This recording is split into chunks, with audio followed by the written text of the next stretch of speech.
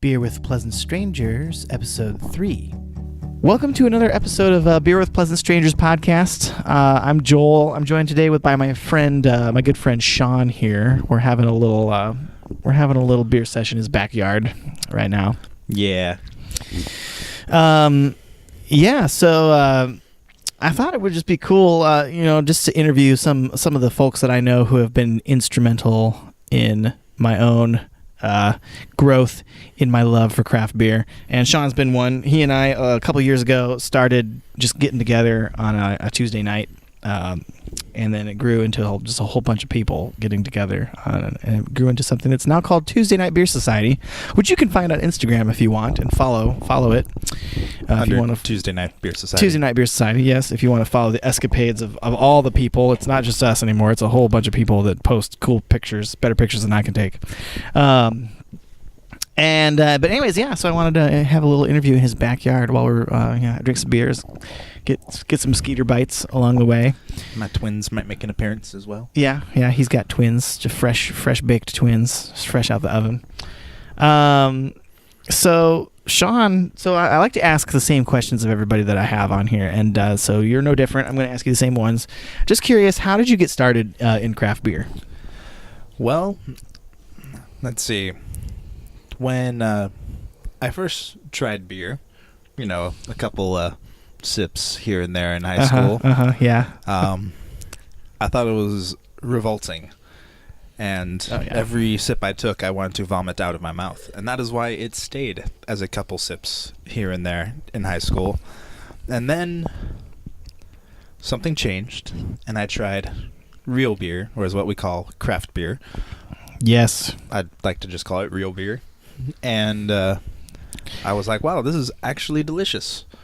And so then I started down the slippery slope of trying all the beers, and that's where I'm here now. What was the first beer that you had that you actually thought was tasty?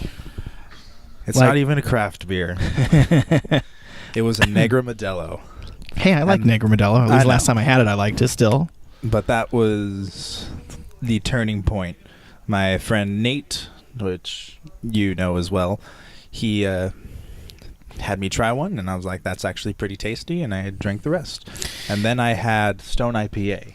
And then Green Flash Palate Wrecker. Oh, whoa. Yeah, that just was went straight up there. Oh, huh? Yes. So what was the moment that your palate just transformed? Was that a moment you were aware of where you realized your taste buds had changed? It was kind of a slow evolution. I noticed that I kind of liked hoppy beers once I tried the Stone IPA, and I really enjoyed the Palate Wrecker as well, which is kind of funny because now I don't quite enjoy it as much. But so I realized, okay, so I like bitter beers. And then I tried some Belgian beers, and I was like, oh, I kind of like Belgian beers.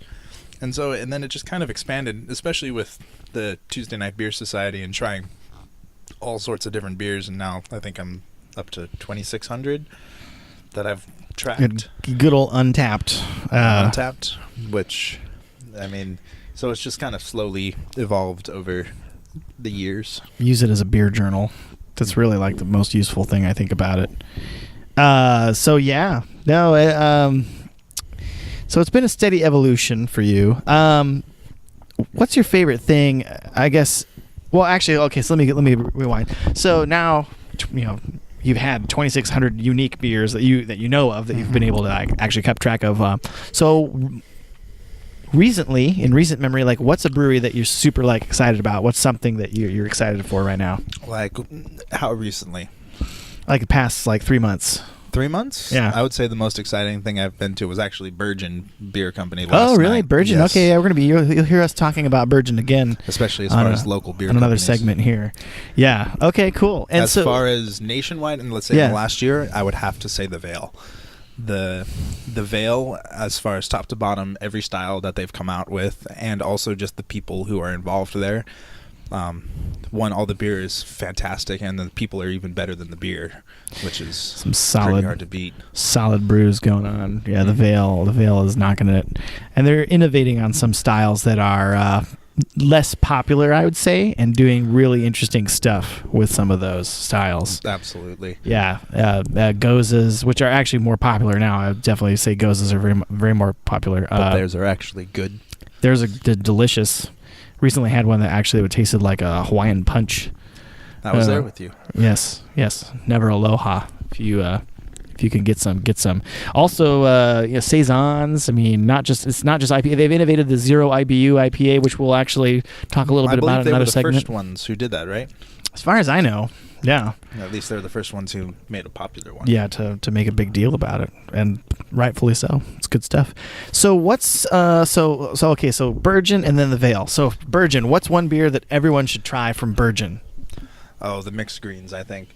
Mixed Greens. I mean, it's an the IPA. One that we have, Universal Secret, in front of us is quite nice, and I believe it's the best East Coast style beer on this side of the coast, south of Monkish. However, so good. I believe the Mixed Greens, when I tried it, is one of the most unique and really, I can drink that beer right now. I've only had it a couple of times, but you could blindfold me, hand me that beer, and I could absolutely pinpoint it. Nice. Which is kind of hard in the very saturated West Coast double IPA market. Yeah. So I found that really impressive. Yeah. And then the Veil. What's one beer? Oh, I can't pick a beer, dude. Pick one. I mean, there's a few that they've done many times. Oh, yeah, they've had a few. I mean, I really don't want to be you. I don't want to be you. All those beers, the zero IBU, kind of East Coast style beers, those are all incredibly unique and they've had about 4 or 5 different variations of that one, I think. Crucial Taunt, the double dry hopped. I mean, just show up there. If you can make it there, just show up there. Just blindfold yourself, point at the tap board, and you won't be disappointed. So if you find yourself in the vicinity of Richmond, Virginia, go to the Veil and just order whatever they have, and just you'll have nice lunch at Mekong or The Answer. Oh man, you'll probably have to wait in line though. It's a busy place. It's a popular spot. All right, so favorite thing about the craft beer industry / the scene right now. Go. What's your favorite thing? So it would have to absolutely be the community and, in general, the people who are involved in it. In fact, I would say that is probably the only reason that I've gotten as deep into it as I have. Helps when everyone's bringing stuff that you wouldn't otherwise be able to try. And you get to try a whole bunch of different beers in one night. It's what's really kind of cool about the community, at least the core part of the community, is that when, let's say you show up to a share, I would say about 95% of the people are like, oh, what can I contribute? What can I share with you? Oh, it's a great catalyst to any conversation. And you really get to talk to a bunch of different people from different walks of life. I mean, because of this, some of my best friends are, my dad's age. It's true. And it's not weird at all. It's not age or gender specific, although there's definitely a lot of dudes in it. Yeah, there are some more dudes than girls are picking up on it. Yeah, but so I would absolutely say that's my favorite part. All ages, all walks of life. That's cool. You could sit down at a bar and by yourself and make a friend and have a beer with a pleasant stranger. Absolutely. Yes, that's hence the name of this podcast. Yes, I see what you did there. Yeah. What is what now from your vantage point, what do you see happening next? Where do you see the industry going in general? What's something that you think is on the horizon? Or sadly, in my opinion, I see the bubble popping a little bit, but I think it's a good thing. I believe it's gonna be more like refining gold, whereas the dead flies and the impurities and the not so good beer breweries, I don't think are going to survive. There's been a huge influx in just crazes and trading, and at some point it just has to break. And I don't necessarily view that as a bad thing. Hey, I think we've got some hello there. some special guests. Sean recently became Papa ×2. He has twins, double the size of his family in one day. Didn't take very long. So he's got babies. He's got babies. Yep. That's right. You're gonna have to.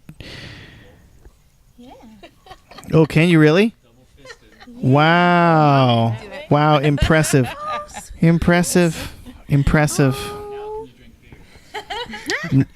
Let's not No. teach them. We won't. No, we Too young. won't. We won't. I won't dare you to drink beer and hold two of your offspring at the same time. Yeah, I won't even try that. So, thanks for letting us do this in your backyard. Thanks for being on, and thanks for They bringing look much happier children. Now.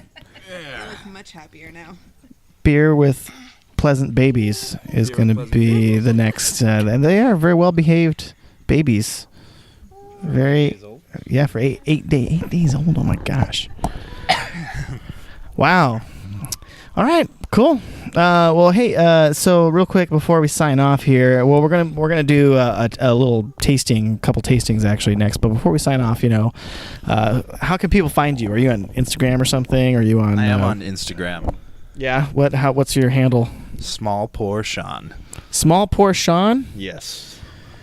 Is that why you have this gigantic glass? With only about an ounce and a half I of beer in see. it. I see. I That love is it. why. Small Pour Sean. Well, he's got to get home to his children, so he can't have too many big pours. All right. Well, thanks for being on. We'll put that in the show notes. Go find Sean on Instagram, Small Pour Sean, and POURSEAN.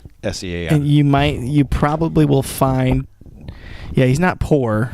Well, I mean, as far as I know, he might be poor. No, he's not poor with beer, that's for sure. His cellar is pretty stocked up. Could probably sell it off if you needed to recoup. I did waste my life savings, so. Yeah, that happens. That's definitely happens. Don't tell my wife, but it happens. Don't tell mine either. All right, Because it's a if you tell deal, mine, even though it's she'll immortalized. tell yours. And It's true. Maybe we should just never Never goes. post this video ever, actually, at all.